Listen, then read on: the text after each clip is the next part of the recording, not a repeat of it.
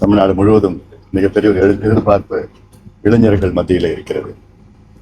இந்த மாநாட்டை வெற்றிகரமாக நடத்த வேண்டும் நோக்கத்திலே என்னுடன் அத்துணை நம் இயக்கத்தை சார்ந்த நிர்வாகிகள் இரவு பகலும் இங்கே பணியாற்றிக் கொண்டு இந்த மாநாட்டு திடலை தயார் நிலையில் வைத்துக் கொண்டிருக்கிறார்கள்.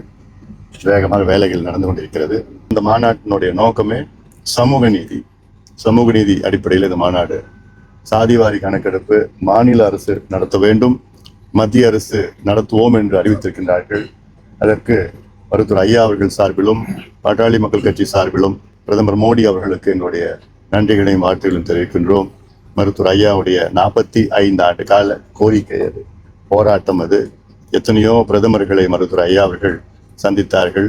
கடந்த காலத்திலே ராஜீவ்காந்தி அவர்களையும், VP சிங் அவர்கள், வாஜ்பாய் அவர்கள், மன்மோகன் சிங் அவர்கள், மோடி அவர்களை சந்தித்து இறுதியாக இப்பொழுது மோடி அவர்கள் அறிவித்திருக்கின்றார்கள்.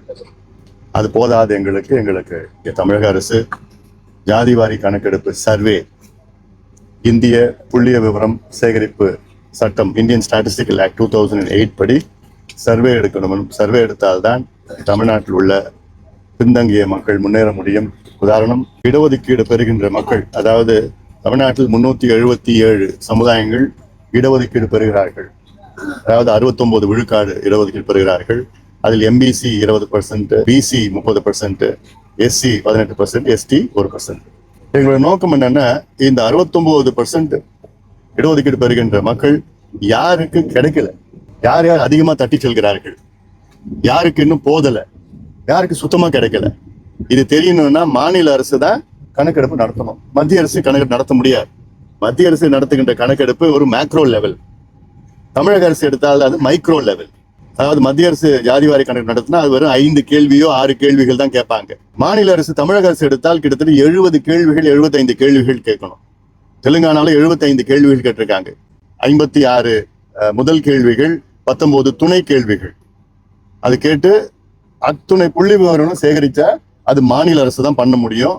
தமிழ்நாடு அரசுக்கு நிதி இருக்கு, சட்டம் இருக்குது, அதிகாரிகள் இருக்கிறாங்க, எல்லாமே இருக்கு. 3 மாதத்துல எடுக்கலாம். எடுத்தாதான் உண்மையான சமூக நீதி பேசுகின்ற எந்த ஆட்சி இருந்தாலும் அவங்களுக்கு கிடைக்காத மக்களுக்கு கொடுக்க வேண்டும். இதுதான் சமூக நீதி. ஏதோ ஒரு சமுதாயமோ பல சமுதாயம், 2-3 சமுதாயம் எல்லா இடத்தையும் எல்லா வேலையிலும் எல்லா கல்வியும் தட்டி செல்வது அது சமூக அநீதி. 69 விழுக்காடு இடஒதுக்கீட்டை நாம் உச்சநீதிமன்ற வழக்கு இருக்கிறது, அதை பாதுகாக்க வேண்டும் என்றால் தமிழ்நாடு அரசு கணக்கெடுப்பு நடத்தி உச்சநீதிமன்றத்தில் சமர்ப்பித்தால் தான் அதை பாதுகாக்க முடியும். அதனால் இதை மாநில அரசு உடனடியாக எடுக்க வேண்டும். இந்த நோக்கத்திலே பெண்கள் பாதுகாப்பு, மது ஒழிப்பு, போதை பழக்கம் ஒழிப்பு, அது போன்ற வளர்ச்சி திட்டங்களை சார்ந்த இந்த மாநாடு நடைபெறும். இந்த 1 மாதத்துல 5 மாணவர்கள் தமிழ்நாட்டை வந்திருக்கின்றார்கள். நீட்டுனால எவ்வளவு பெரிய ஒரு அநியாயம். பிள்ளைகள் எல்லாம் நம்ம இழக்கிறது ஒரு தேர்வுக்காகவா? நீட்டு தேர்வு நிச்சயமா சமூக நீதிக்கு எதிரானது, கிராமப்புற மாணவர்களுக்கு எதிரானது. அந்த மனநிலை மிக மோசமான இருக்கின்ற பிள்ளைகள். அதுக்கு இன்னொரு காரணம் பெற்றோர்கள் ஒரு காரணமா இருக்கு.